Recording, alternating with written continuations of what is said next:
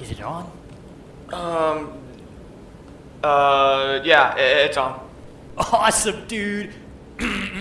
Prepare to scare your socks off at Fazbear's Fright this Halloween, located at Hurricane's local Fall Fest. Here we have real props taken from the legendary Freddy Fazbear's itself. Who knows what horrors await here? Could the rumors of the tragedy be true? You'll just have to wait and see. These give me the creeps. That's the point, man. They look scary as all hell, and we didn't have to make them either. You could really feel the atmosphere as all the animatronic heads watch you. Don't try looking too long at them. Even the people who work here get scared. You know, do you think it really was a good idea to take them from that place? I mean, what if the rumors about those costumes really are true? Dude, relax, man. These are probably just cheap costumes anyway. Freddy's always had spare crap in the back. And last but not least, a real authentic animatronic has been set loose in the building, and you may just be its next victim. So what's more, located at Fall Fest, you can have your soul scared to death as you experience... The hell? You heard that too, man? Yeah, I did. Seriously, Dwayne, you think taking these were a good idea? Relax, man. It's probably just the ventilation acting up. Nobody's in here, man. Trust me. I've had a huge fixation on Fnaf 3 lately, and since I've already covered the first two games in this little saga, the stars aligned with me wanting to cover what I find so interesting and cool about the game. I know Scott said he only captured lightning in a bottle with Fnaf 1, but honestly, I actually think there's quite a few lightning in a bottle moments with this game, especially when it comes to its primary antagonist, who essentially became the most popular Fnaf character, rivaling both Freddy and Golden Freddy. And one of the biggest aspects I think the game does right that captured its vibes was the dual perspectives the game decides to take. Surprisingly, despite FNAF 3 toning it back in terms of gameplay from 2, I actually think it was far more ambitious compared to the previous entry, and really shows the two themes Scott wanted to convey. So, let's cover both individually and see what makes this game so interesting to me.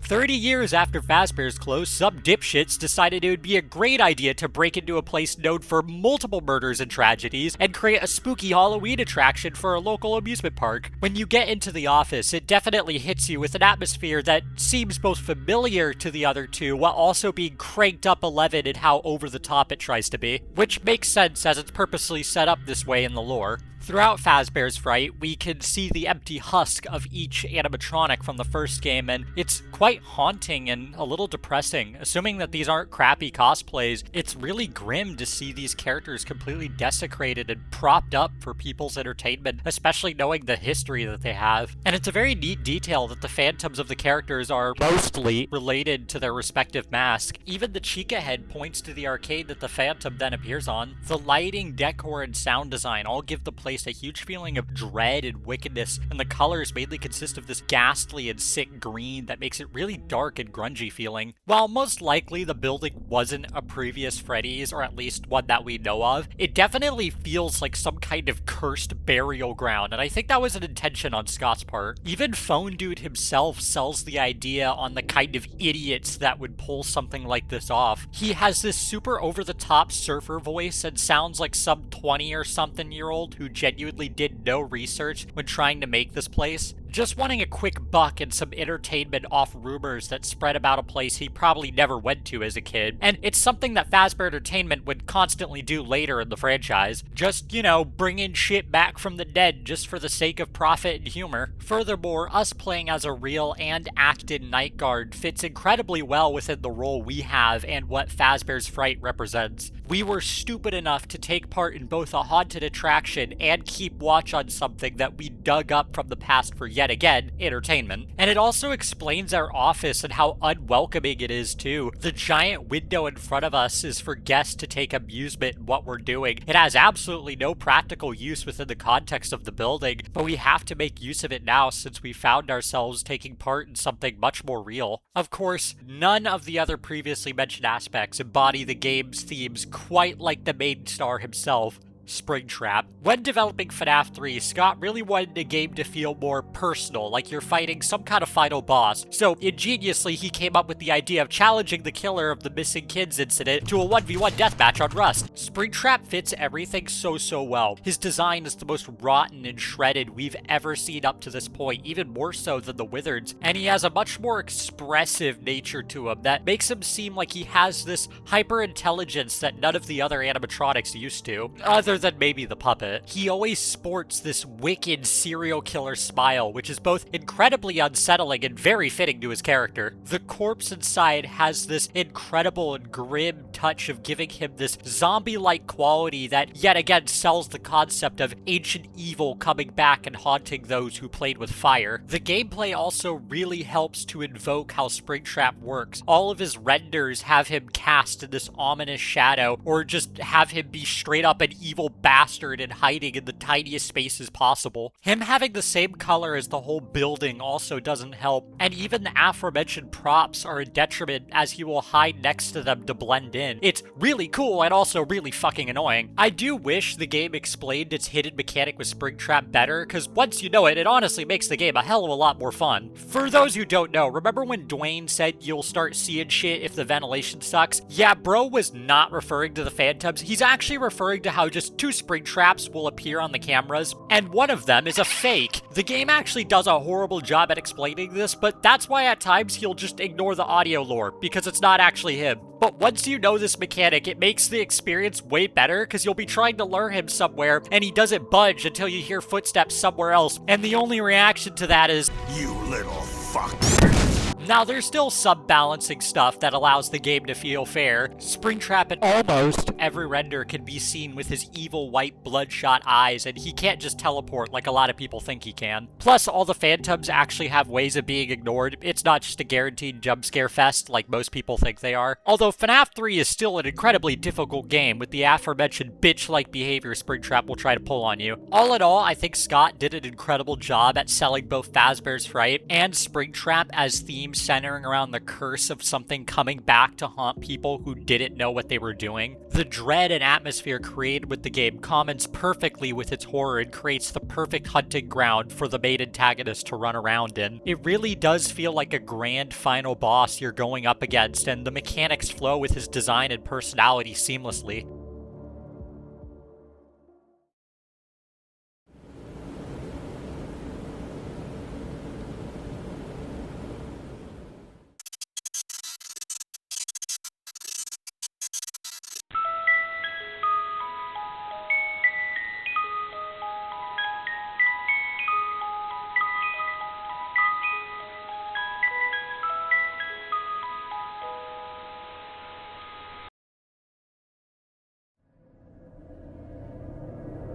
Let's switch gears to a different side of FNAF 3's story. Every night, these mini-games play similar to the ones you can find in FNAF 2 that recount the events that led up to what would become of the killer. Despite it still being an 8-bit, low-graphics game, the sound design is oddly realistic and unnerving. You can hear heavy rain and loud thunder outside. It feels a little surreal, and it's a little sad to see the original Freddy's in such a horrible state, even more so than we saw it in the first game. You're told to follow a purple bear throughout the pizzeria. While we knew it was Shadow Freddy who was introduced in the second game, at the time we didn't know why he was in the FNAF 1 pizzeria or what he was doing having us follow him. You eventually end up in the bathroom hall, except there's strangely a room never seen in the first game. We find out through the tapes that blare over the gameplay that this was a hidden room that was invisible and restricted to pretty much everything that wasn't an employee. When we fail to enter, the killer runs out and tears us apart. Yet again, we see how much power he holds over the animatronics, showing that we still can't do anything to stop him. This repeats for the next 4 nights until finally on the 5th you play as a ghost instead of an animatronic. I think everyone knows the deal at this point. You confront the killer, he's impaled in his own weapon due to the aforementioned rain. We We actually see these events play out directly in the FNAF 3 trailer, where we see classic Bonnie look over at something and then the killer writhing on the floor, just like in the ending minigame.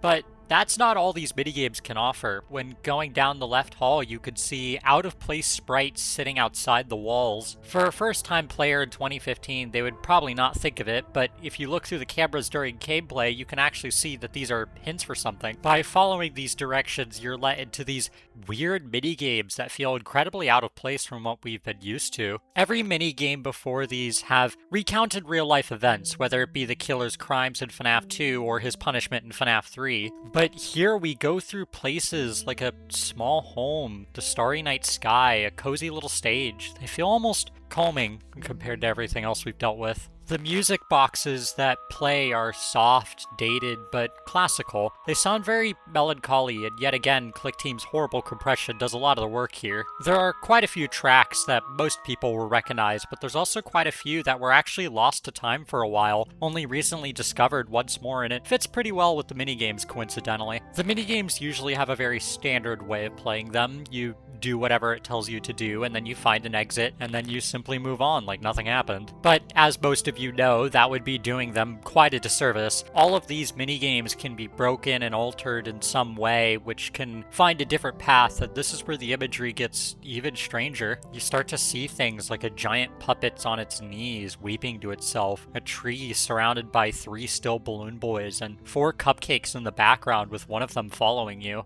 The only way they could be described is abstract, while later on they would be given meaning. FNAF 3 has it to where this imagery kind of stands on its own. I think user Medeski described it best in her blog. They don't necessarily have to represent one thing, they could just simply evoke emotion. Emotion of trauma, sadness, wonder, and peace. With the music added, it does give off a feeling that's quite difficult to describe, but it's really done well in the game. It finally culminates with giving the spirits you find trapped within their birthday they never had. Once more, the birthday doesn't have to be literal, it can just serve its job at evoking the emotional beats the story wants to tell. It's quite emotional and impactful for how simple the narrative is shown. Despite the 8-bit graphics and stock audio, the scene still carries a weight that I think makes the player really care for what's going on, and it's added by the fact that they went out of their way to achieve this. It's a pretty sweet reward for playing through both this game and the other 2 before it.